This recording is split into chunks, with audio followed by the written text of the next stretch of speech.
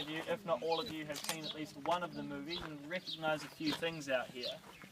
Now what you should really know about this first area where we're in is that lovely stone cutting we all walked through to start off the tour. Now that is where hopefully you would have seen either Gandalf and Frodo ride through at the start of the Fellowship of the Ring, or if that was ages ago, if you haven't seen that movie, you also see it once more in the first of the Hobbit movies when Bilbo goes running out to start off his big adventure. With his contract in his hand. Exactly. Now both times you get this great view looking right up to Frodo and Bilbo's house, which just happens to be that very big green door up on top of the hill.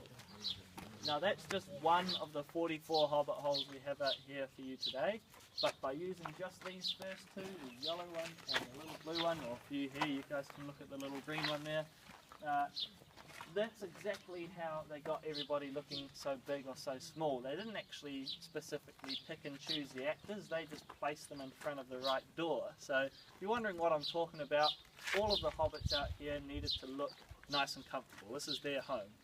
So it's only natural that they would stand in front of the door that fit them, such as the big yellow door right there. But Gandalf, whenever he's riding around or walking around, he needs to look like a visitor. After all, he's probably a full 5 feet taller than everybody else out here. That's why we've got all these small doors. If Gandalf is seen in front of a small door, what we see is him looking like a giant and a hobbit hole looking nice and small. So because that also looks like a hobbit hole, we also think that it's nice and small, and we think that the person standing in front of it, who would probably only be a little bit shorter than I am, looks like they're about 3'7".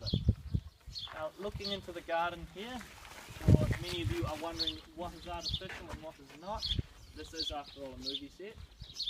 I can tell you now only a couple of things in that garden are fake. The first of which is the potatoes on top of the table there, right in front of you. And if you look to the right, there's a little bucket in the grass there, and in that are quite a few fake cabbages as well. But that's it. Everything else in that garden is completely real. We've got 4 full-time gardeners that look after all of Hobbiton, and you'll notice their efforts as we make our way around.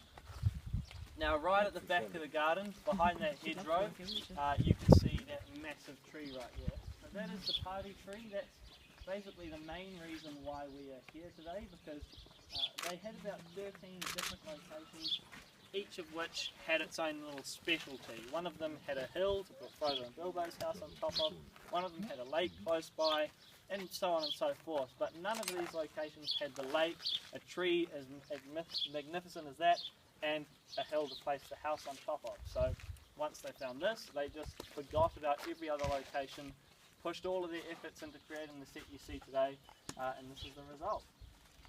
So we're about to move on, just up the hill there.